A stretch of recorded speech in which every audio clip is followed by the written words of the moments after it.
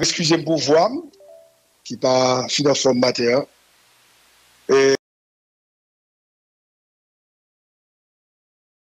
concernant tout d'abord de la visite du conseiller Leslie Voltaire en...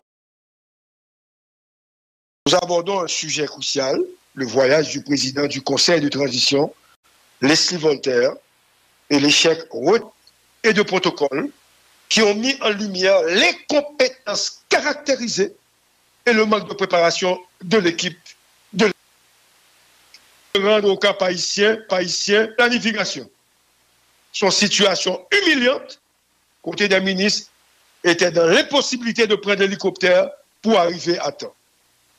Ce manque de coordination rappelle tristement l'affaire des Nations Unies. Mano, songez, où Leslie Voltaire, sans planification, avait tenté d'assister à une réunion entre le Brésil et Haïti sans y être convié. La honte commence dès le départ. Leslie Voltaire a pris l'hélicoptère pour se rendre au Cap Haïtien, tandis que le président ne peut même pas traverser Canaran et Grand-Gilles. Que peut-il nous offrir? Les camions tombent à la Coupe Lembé, à Bedorette, à Mont-Salé. Depuis le problème de Grand-Gilles, les camions doivent emprunter l'ancienne route de Pulboro, où ils tombent également. Et pourtant, de simples équipements pourraient résoudre ce problème. Mais rien n'est fait. On a affaire à un CPT bloqué. Un CPT qui ne porte pas son nom. Un CPT qui ne dit rien pour sauver Haïti. Donc, une équipe a donc quitté Guimalari pour arriver au Cap Haïtien, mais un coup de théâtre les attendait. L'avion envoyé par le président colombien Gustavo Petro n'avait que 12 places, alors que 20 personnes devaient se rendre en Colombie. Dans le tri des personnes importantes, Leslie Voltaire a décidé délibérément de laisser derrière lui des journalistes de Gazette, du Nouvelliste et de Radio-Télé-Guinée. Quel manque de respect et quelle honte pour le CPT. Au moins, un journaliste aurait dû être inclus dans la délégation. Vous traitez-nous mal et me dénoncez le comportement ça. Ou pas qu'à éviter. Et puis même nous ne va pas. Je proteste ce matin. C'est pour payer à aller, soi-disant en Colombie. Mais au moins, il faut que vous quitte là pour venir dire ça passer. Arrivé en Colombie, la délégation a participé à un conseil des ministres bilatéral. Les résultats de cette rencontre ont été décevants. Il a été décidé d'acheter des matériels de sécurité de la Colombie et d'augmenter des échanges commerciaux. Mais aucun accord concret n'a été signé. Un deuxième conseil des ministres est prévu en janvier pour accueillir le président colombien Gustavo Petro à Jacmel. Mais les attentes restent très faibles. De retour samedi au Cap Haïtien, la délégation n'a pas pu rentrer à Port-au-Prince en raison de la météo. Ce voyage qui devait apporter des retombées positives pour Haïti s'est transformé en un fiasco total. Nous espérons que l'extradition des assassins de Jovenel Moïse n'a pas été abordée en catimini entre le président élu colombien et le conseiller nommé Leslie Voltaire. C'est une honte à cause de l'appui. La délégation n'a pas pu rentrer à Port-au-Prince malgré les appels lancés par Scoop FM. Rien n'est fait pour la ville du Cap Haïtien. Le conseil de transition ne peut même pas résoudre un petit problème de route. On petit bail qui passe Grand-Gilles, Mont-Pulboro, deuxième route là, ou bien la route nationale, en traversant par Saint-Michel, la ville de Val. Rien n'est fait. C'est deux piles sable au besoin, ou matériel le besoin pour retirer tout, parce que c'est la plus que fait. Rien on va pas faire. Aucune autorité ne peut emprunter Canaran. Et ça fait, on va pas rentrer, Port-au-Prince. Et le président Voltaire, aujourd'hui, là où je vous parle, se retrouvent face à la réalité au camp.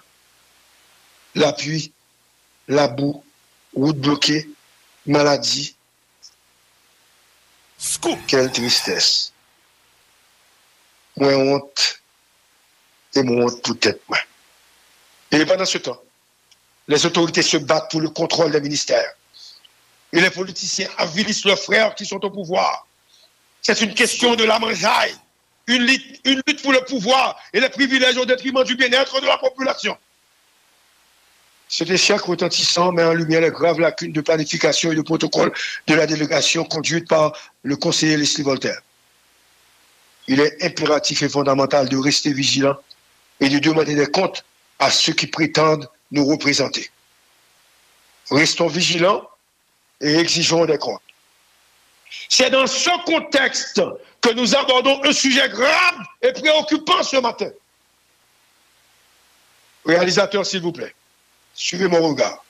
Réalisateur, les agressions et la violence qui continuent de sévir dans notre société.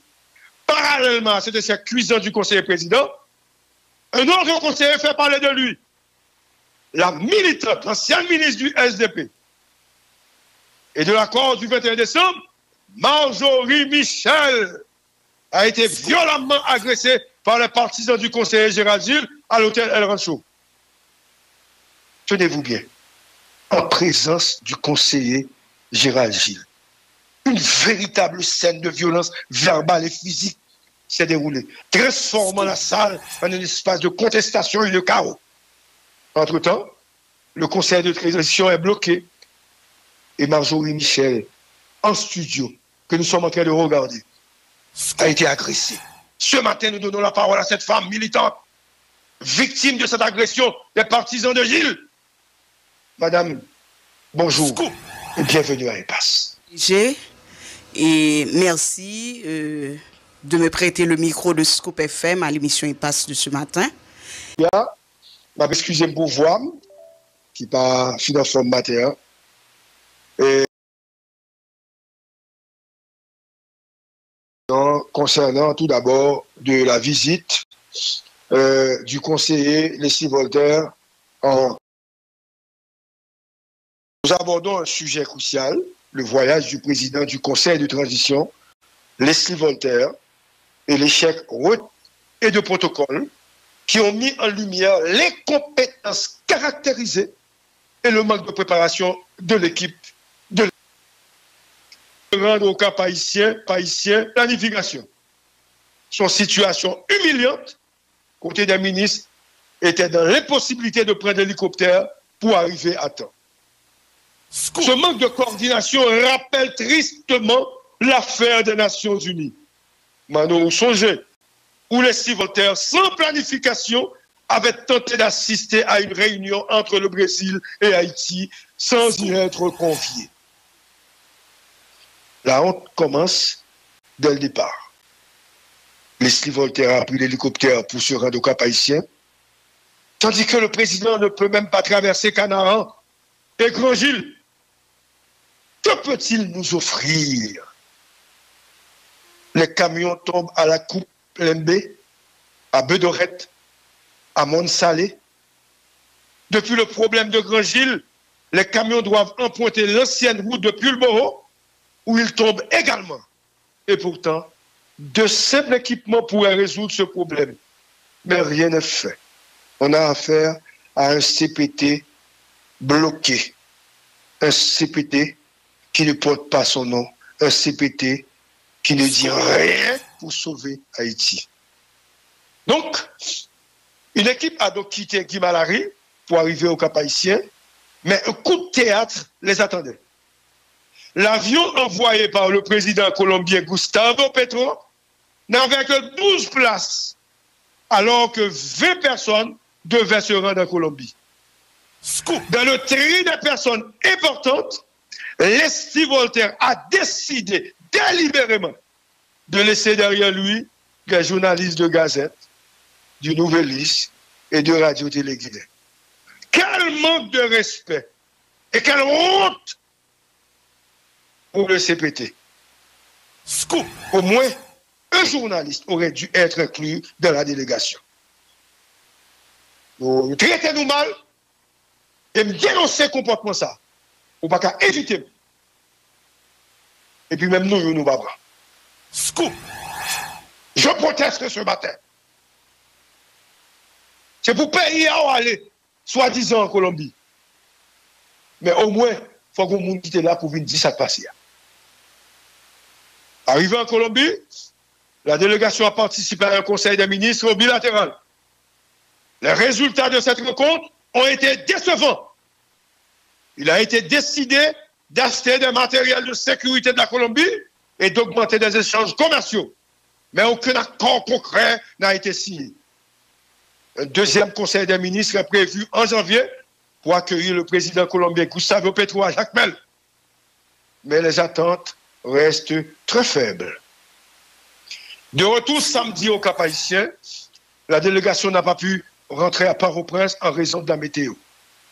Ce voyage qui devait apporter des retombées positives pour Haïti s'est transformé en un fiasco total.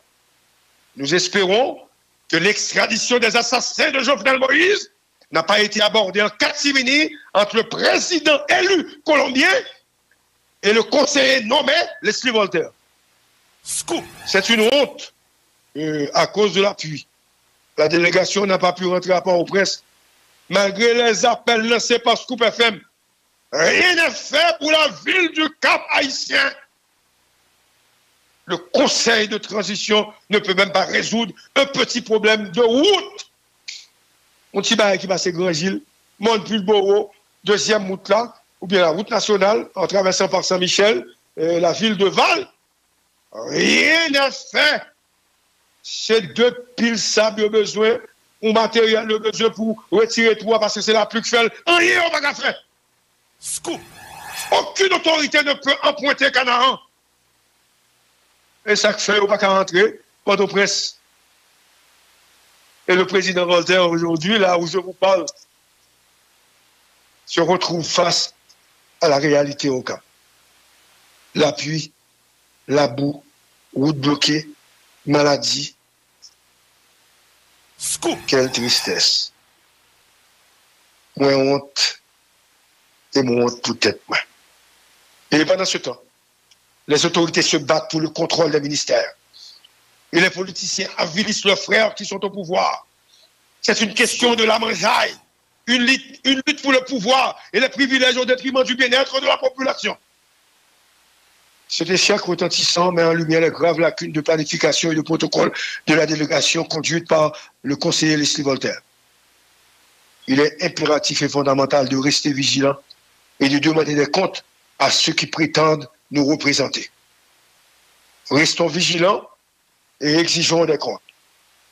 C'est dans ce contexte que nous abordons un sujet grave et préoccupant ce matin. Réalisateur, s'il vous plaît, suivez mon regard. Réalisateur, les agressions et la violence qui continuent de sévir dans notre société. Parallèlement à cet essai cuisant du conseiller président, un autre conseiller fait parler de lui. La militante, l'ancienne ministre du SDP. Et de l'accord du 21 décembre, Marjorie Michel a été violemment agressée par les partisans du conseiller Gérald Gilles à l'hôtel El Rancho. Tenez-vous bien, en présence du conseiller Gérald Gilles, une véritable scène de violence verbale et physique s'est déroulée, transformant la salle en un espace de contestation et de chaos. Entre-temps, le conseil de transition est bloqué et Marjorie Michel, en studio, que nous sommes en train de regarder, a été agressée. Ce matin, nous donnons la parole à cette femme militante, victime de cette agression des partisans de Gilles. Madame, bonjour et bienvenue à Impasse. Et merci de me prêter le micro de Scoop FM à l'émission Impasse de ce matin.